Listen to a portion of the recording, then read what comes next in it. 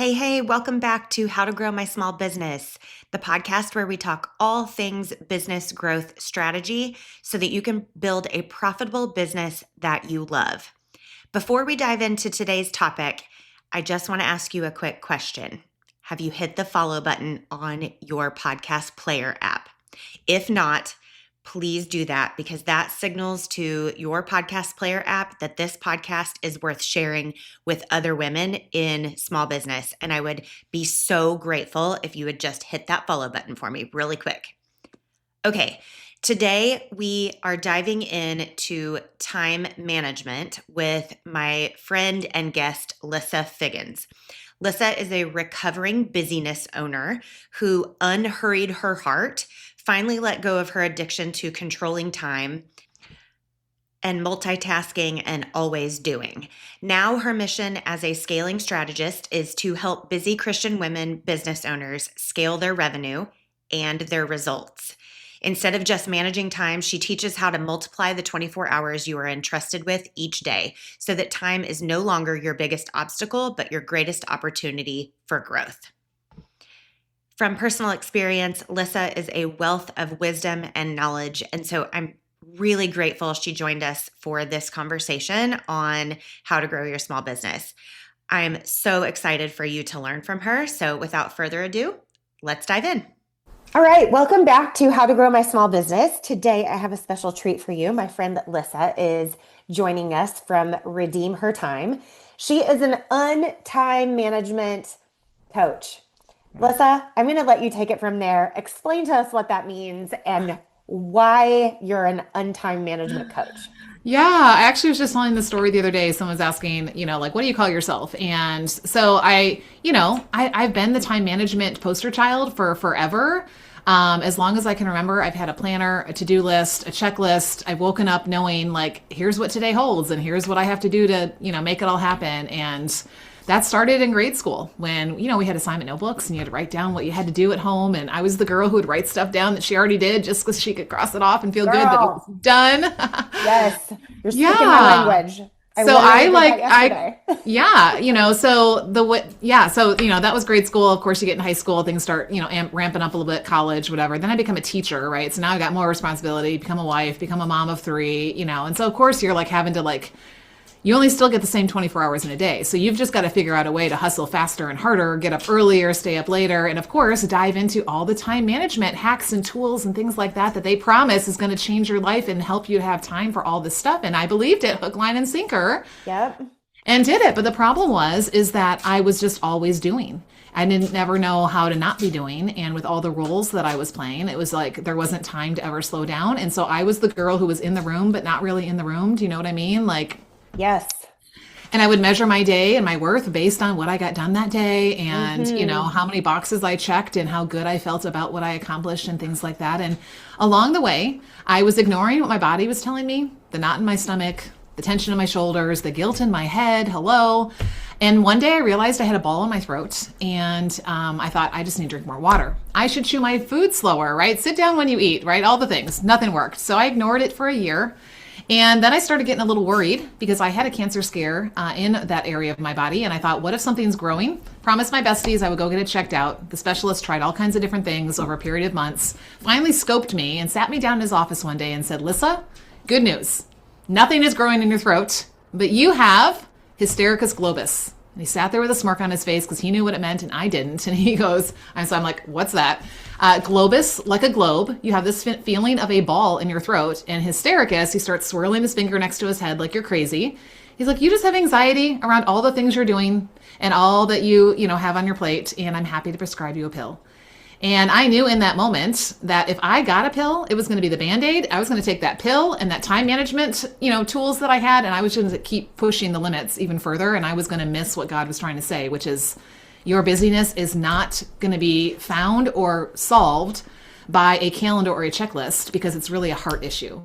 And so I wish I could say everything changed instantly. It didn't, but it changed in that moment. And God started to show me over time that I was a doer and that I needed to learn how to let go of my vice grip on time, my white knuckling, trying to keep time from getting away and following all the time management advice and trust him with my time because really it's not mine. He gave it to me. And we'll get into this in a minute.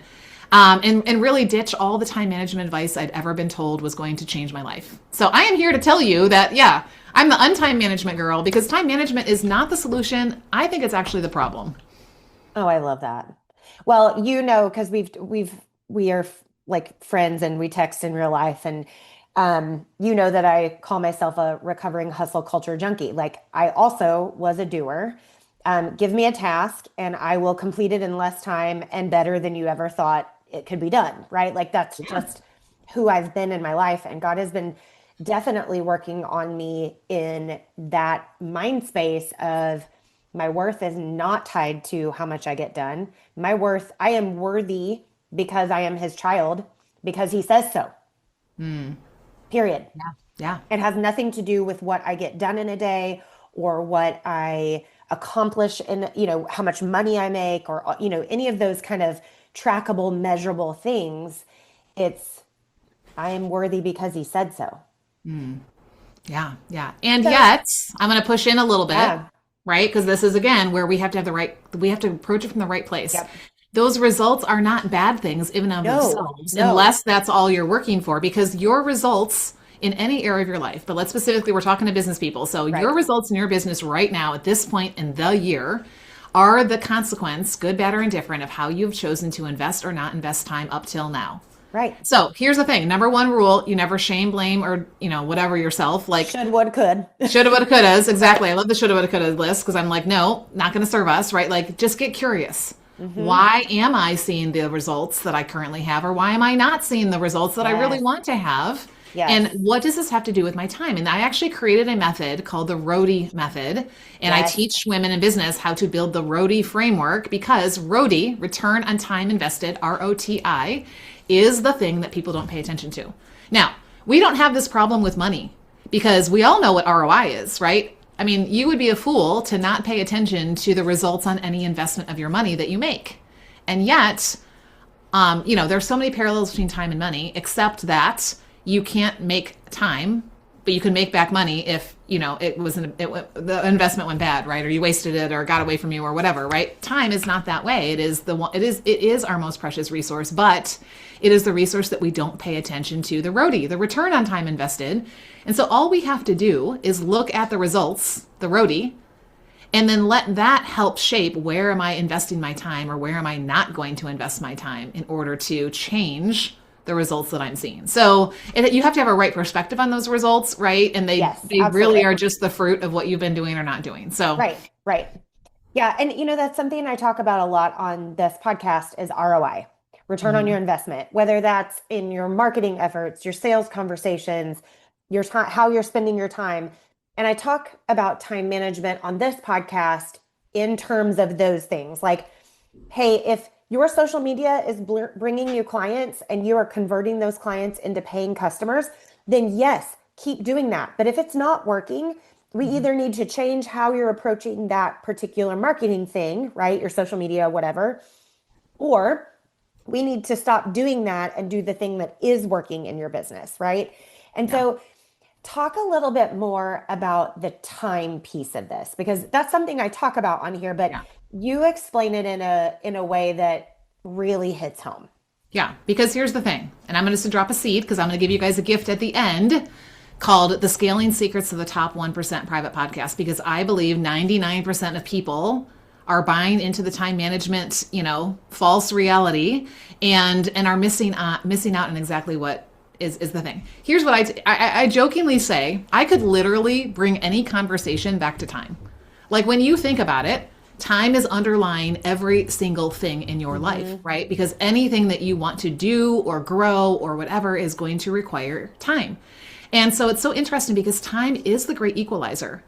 You and I and every person listening to this conversation got 24 hours today, and we will get 24 hours tomorrow and the next day and the next day until Jesus comes back, right? Or until he takes us home. So that it's a great equalizer. But yet, how many of you have looked around and been like, but how does she get so much more out of her 24 hours than I do? So the results, the roadie, are not, is where the differentiation happens, Yeah. right?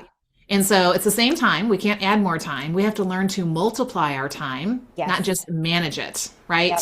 And so here is where Like we have to look at time, and I'll kind of give some foundational things, and I would love to walk your listeners through three shifts that you're missing if you're only relying on time management. But first, most of us look at time as the obstacle to what we want. Yep. And instead, it is the actual opportunity, because if you didn't have time, you wouldn't be able to do that thing that you want to do. And so we have to shift that perspective. It's not the enemy. It's not the obstacle. It's not the thing that's keeping us from what we want to do. It is the very vehicle that God has given us to do the thing that he has called us to do. So we have to shift our perspective, because the enemy would love to keep us busy and distracted, chasing our own tail and just saying, I don't have enough time, and whatever version of that.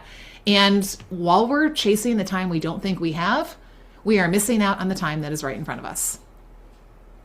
I love that.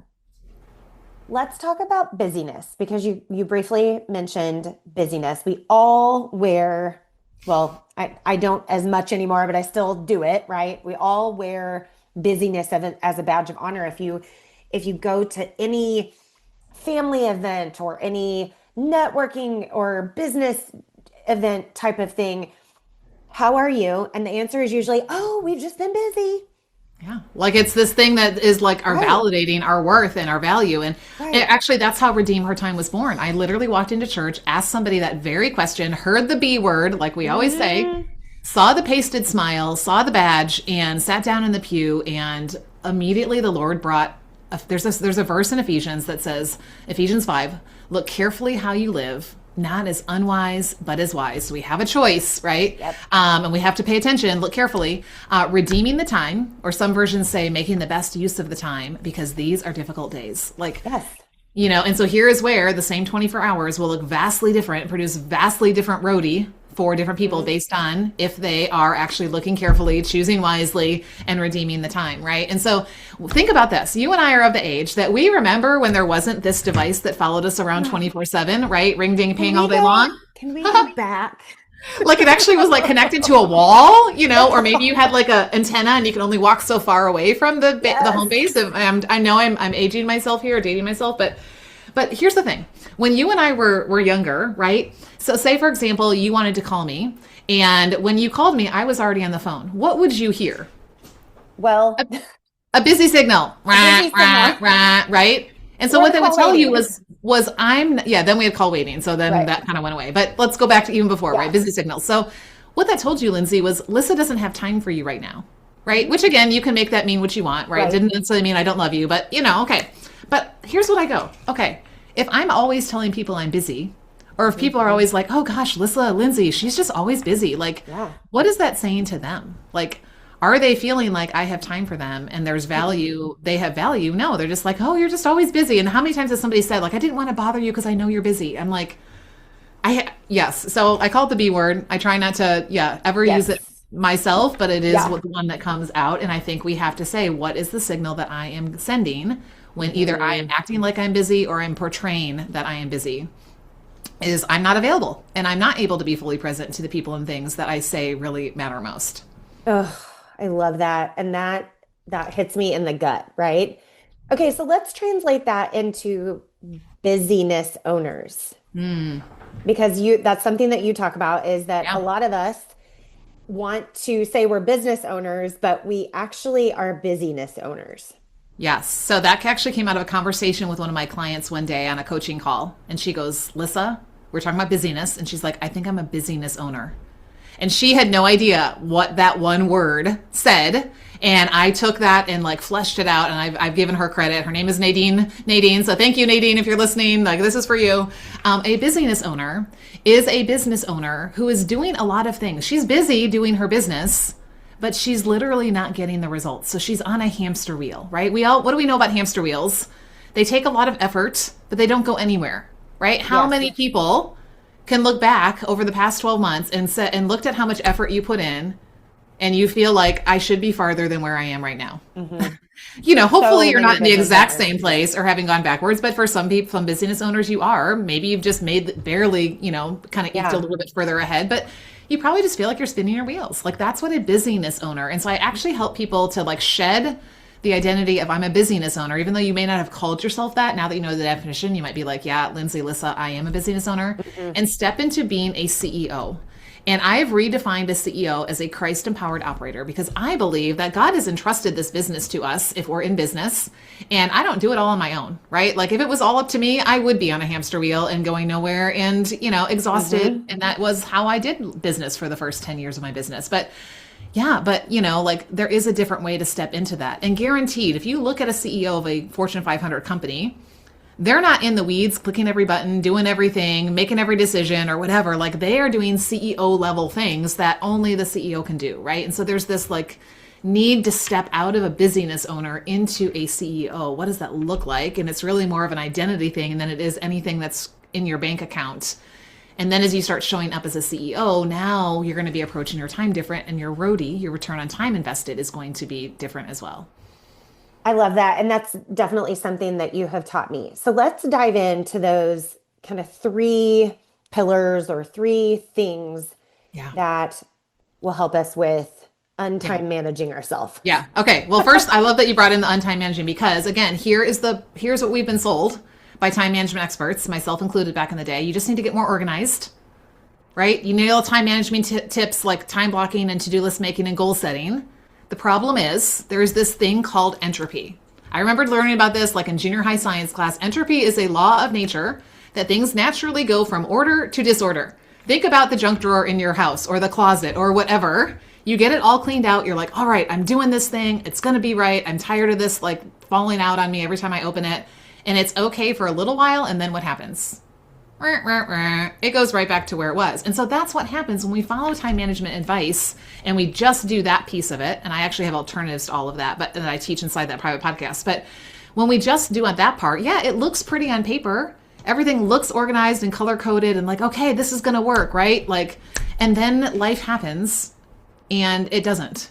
And so I really want to start with actually what's going on in your head and your heart before we pick up a planner or, a highlighter or something like that. So shift number 1 is your belief around your time.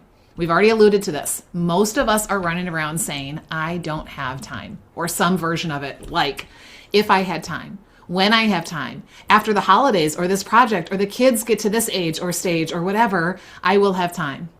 The truth is you have 24 hours every single day.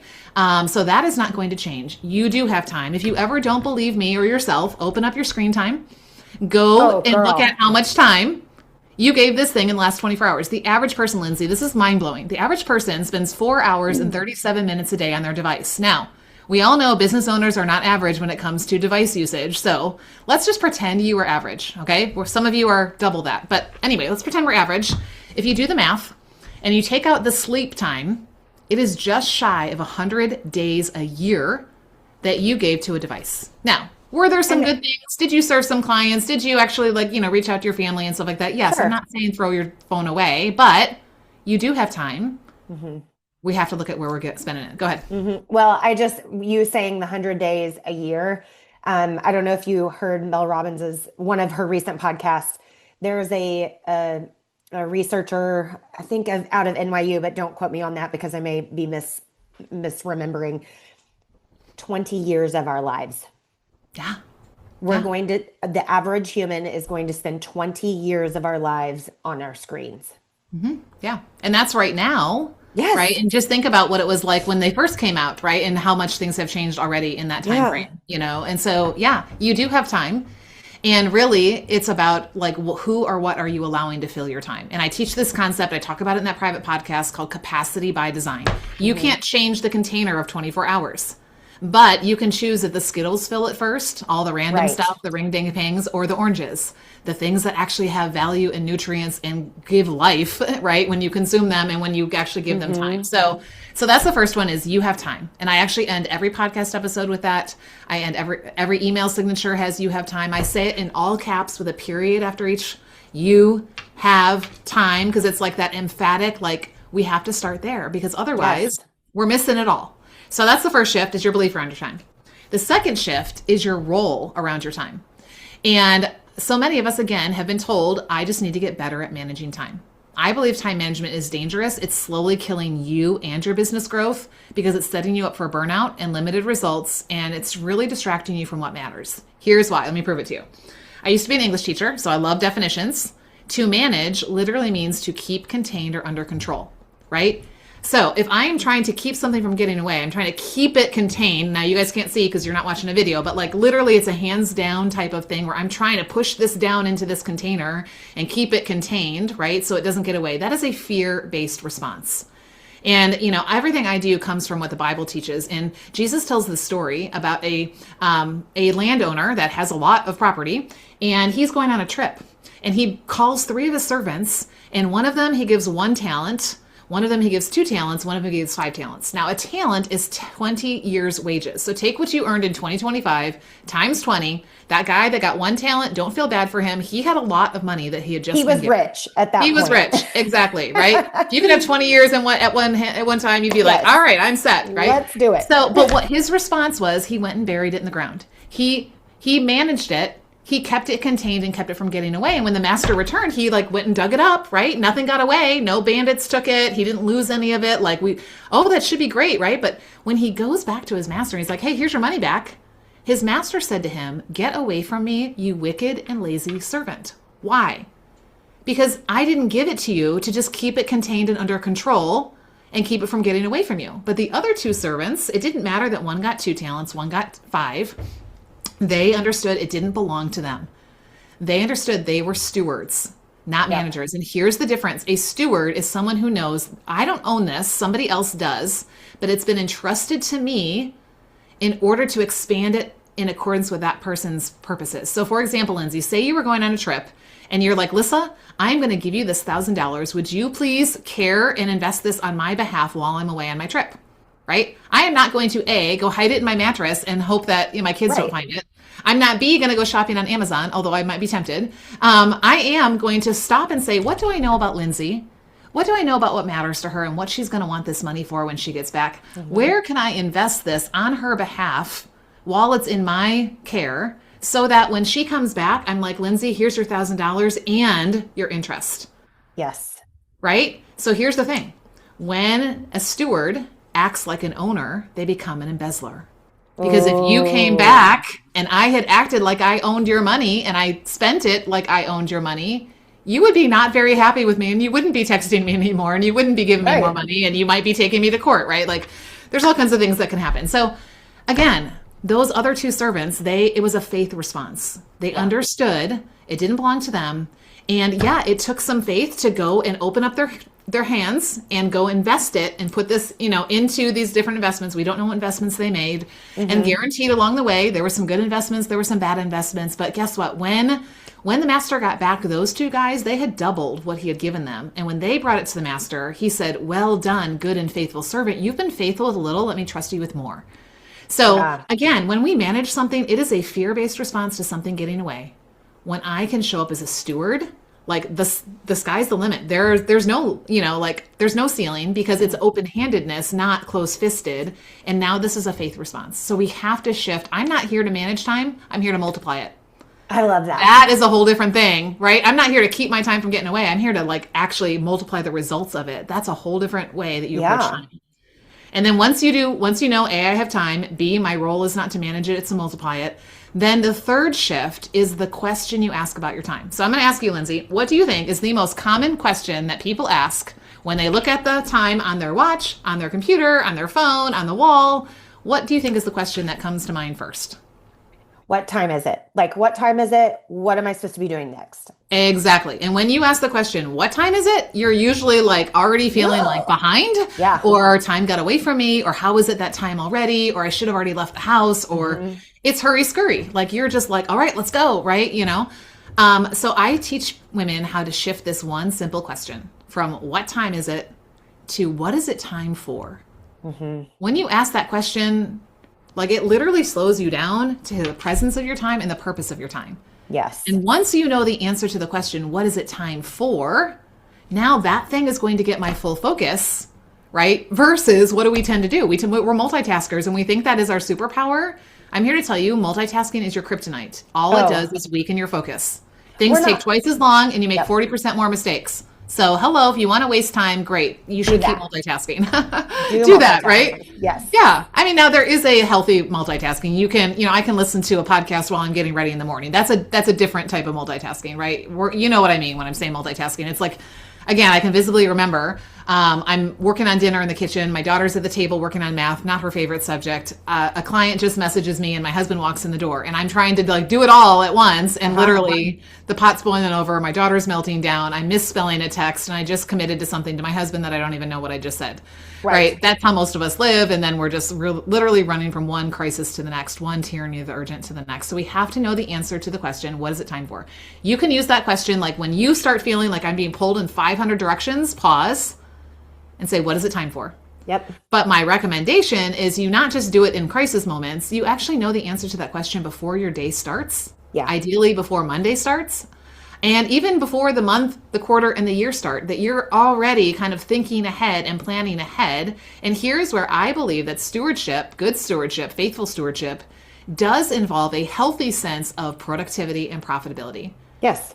Because I'm not going to just be sitting on the couch binging Haagen-Dazs in Netflix. Not that that's a bad thing to do once in a while, but like, you know, like I'm actually going to be like, have this healthy sense of urgency and responsibility to do something with the time that I've been given and the roles that I've been given to play in the season of life that I'm in. So it's the right healthy perspective on, you know, on our time. And it all starts in our heart and our heads first. Then you can pick up the planner. Then you can pick up, okay, some of the tools. And I replace all those time management tools with time stewardship tools inside of that private podcast.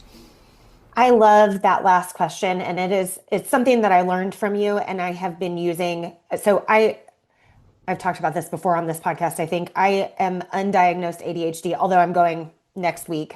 At the time of this recording, we're going to revisit this situation next week to talk about that. But I have a really hard time, especially when I'm super focused in on work, switching from work mode to mom and wife mode. Like the kids are coming home. I know what time of day it is. I know it's 3:00 or 3:20 or, you know, whatever.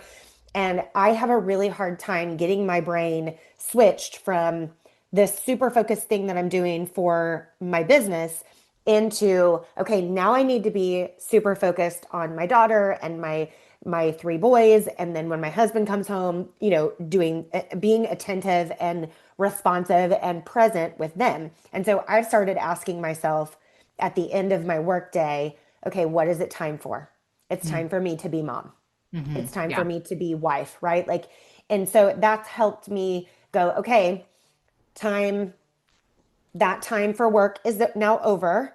Now it's time for me to be mom, and I can start shifting my brain into at home, even though I work and you from need home. Those transition periods. And I think that's one mistake most people make is they literally, first of all, time blocking is too rigid. It's too to-do focused, and it's too hard to keep up with. So let's be honest, it doesn't work. But what most people do is choking with it. Yeah, they like literally build all these time blocks that are stacked on top of each other, and then life happens, and there's no margin. And how do you literally go from I was doing this second, and now I'm doing this? You have to build in margin and flexibility. So I actually teach something called time anchor zones. Yeah, and I want you to think about like a boat. If you and I were going jet skiing, or not, well, it could work for a jet ski. Let's say we're jet skiing, okay? So it works for a jet ski, right?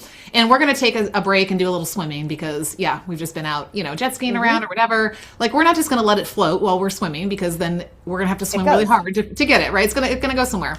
So we're going to put down some kind of an anchor, right? But the thing about an anchor is that you want to have some give in the rope. So that way, if and when, because it will come, the wind or the waves come, there's a little bit of flex for that, for that jet ski to be able to respond.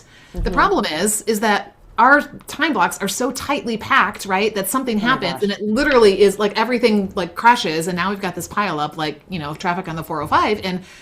And we wonder, why this doesn't work, because we haven't given any room for the wind and the waves and things like that. And so when I teach people how to know the answer to the question, what is it time for? I believe every single person, I work with women, all of us, no matter what season of life you're in as a mom, a wife, a business owner, whatever, we all have zones in our day where it is time to refill body, mind, spirit. Yes. You have to have refills, just like your phone has to be plugged in at some point or it will not work. It will be dead in the water, right? Needs to be refilled because you still need it. You can't pour from an empty cup, and yet we know it, and yet, yes. Okay. So we all have refills and we all have pour outs. And, like you've shared, those of us who are, doing multiple roles of business owner, mom, wife, ministry leader, community, leader, whatever.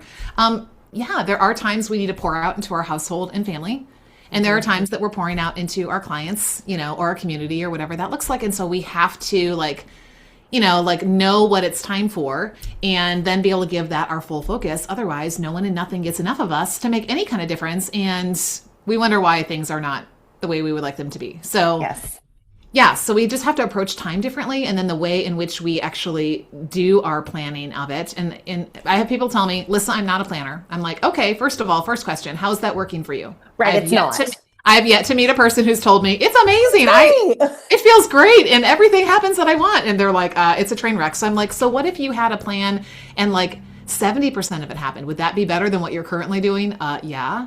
But here's the thing. I think most people, and I teach this in the podcast, so that's why I keep plugging this. You're going to want to get this private podcast. I think you could probably ditch 90 to 95% of your to-do list right now. Amen. Because they are not truly to-dos. There's a difference between when I do this, I check the box and it's gone off my plate and I don't ever have to think about this again, and something that is a reoccurring task. Yeah. Most of the things that live on people's to-do lists, you are doing with some level of frequency. It might be daily, it might be weekly, it might be monthly, quarterly, it might be yearly, but it still has a frequency. So great, we get to make a system around it. Yep. So that way I don't have to think about it. I have to remember, I just have to trigger the system to let me know when it's time to do that thing. And now my to-do list is like 3 or 4 things instead of, 30 or 40 things. So much wisdom. Yeah. So we're going to ditch the time blocks. We're going to use time anchors. We're going to ditch the to-do list, and I'm going to teach you how to create what I call a CEO dashboard, where all of your recurring tasks are on one tab. I'm not going to ask you right now how many tabs are open on your computer because I know you'll be embarrassed. You don't want to know. You don't want to know.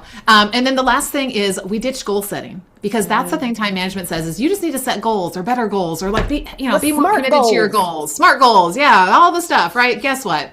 Goal setting does not get you there. No. And I actually teach a concept called growth mapping, and you and I are working on that right now. And it is such a different thing because number one, we focus on one thing that matters, right? Not 101 things. We very clearly don't just set the goal. We go, how am I going to step by step get from where I am right now to where I want to be in 12 weeks? Way too many people are giving themselves 12 months. How does that work for you? Too long. You start strong in January 17th, you've already fallen off. It's National Quitter's Day. If you made it till March, you were lucky.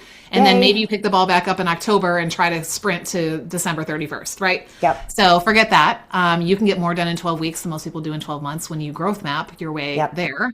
And then it all gets tied together with this like understanding of stewardship and how that multiplies your time, not just helps you manage to get through the day or manage to get stuff done.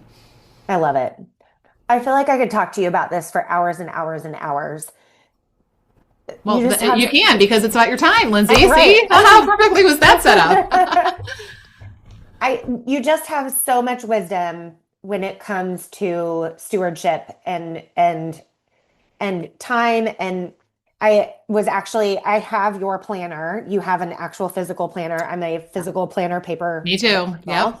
And I actually have it right here in front of me. And one of the things that hit me the hardest was like a duh, Lindsay, duh. Like you actually go through refills and pour outs in this planner. And so I love this. And it's not the point of, I will link her planner in the show notes so you can take a look at it. I love it so, so much. But I want you to tell people where they can get this private podcast that you keep mentioning. Yes. Okay. Yeah. Yes. Right. This is going to help shift your mindset, and then you're going to pick up the planner, and then you're going to, see the difference. So private podcast is called Scaling Secrets of the Top 1%. I'm going to teach you how to not just manage those hours, but multiply them. So you can find it at redeemhertime.com/hours. Yes. And I'll send it your way. It's a private podcast, but it works just like a regular one once you click your private feed access. And 10 episodes, 10 minutes long each. And we're going to undo all the time management stuff that you've been told that didn't work and replace it with the time stewardship tools. And then the planner, you can find on my website, redeemhertime.com.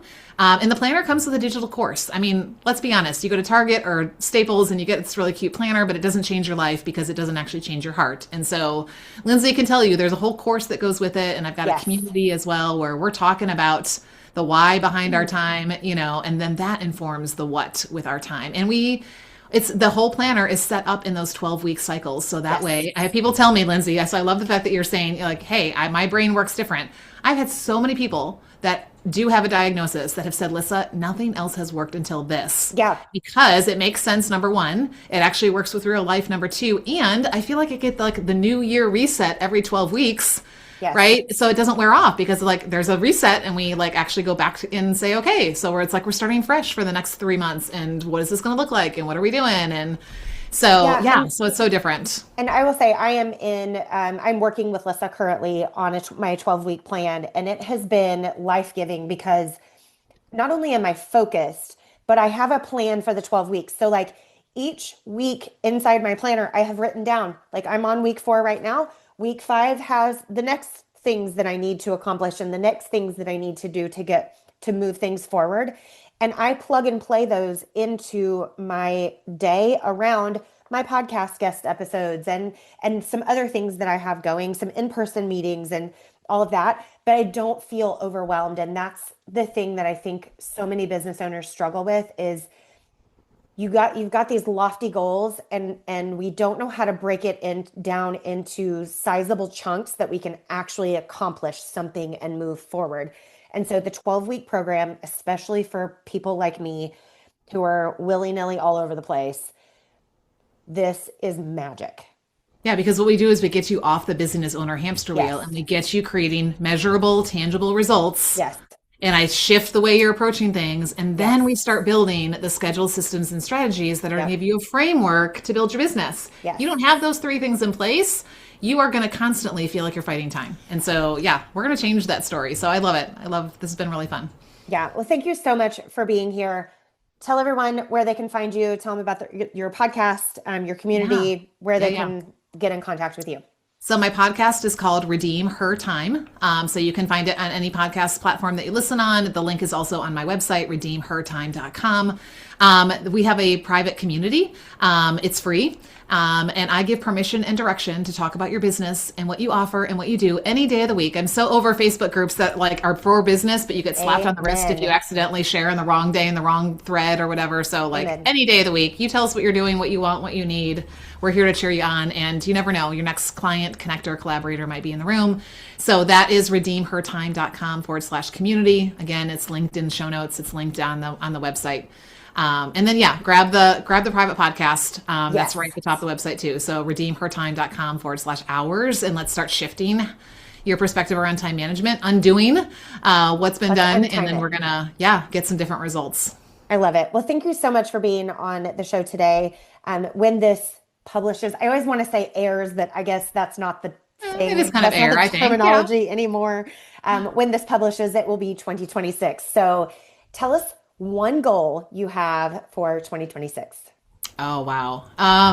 In fact, we're recording this here in December of 2025. So it's something that I'm actually thinking about right now. Really, I think for me, it's really just making sure that my foundation is super solid. 2025 has been a year of a lot of things shifting around, and there have been some unsolid foundations in different areas of my life. And I feel like God is really just kind of bringing, kind of helping to prune some of that stuff away so that I can really see this next level of fruitfulness in my business. And so I know as I head into 2026, it's really, and you guys, it's simple. As business owners, you really only have 2 things you have to focus on: sales and service. Yes. Right. And so like, do you have the foundational tools to help you do that really well? And then you can layer on some of the secret sauce stuff that, that you hear other people doing. So I'm really just focusing on doing and really just making sure that foundation is solid and getting as many people into the 12-week program as possible to get them off the hamster wheel, get them seeing results, get them building their ROTI framework and get them, seeing the fruit that they want to see. So I'm excited to see what 2026 holds. And I love that you're a part of it. Yes. All right. Well, friends, thank you, Lissa, for being with us today.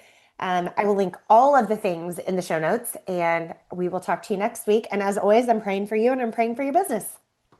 All right, friends, thank you so much again for joining us for the 101st episode of How to Grow My Small Business. And if you haven't already, hit that follow button on your podcast player app. And if you're feeling really generous, I would love it if you would leave this podcast a 5-star review wherever you are listening. All right, friends, have a great week, and I will talk to you next time.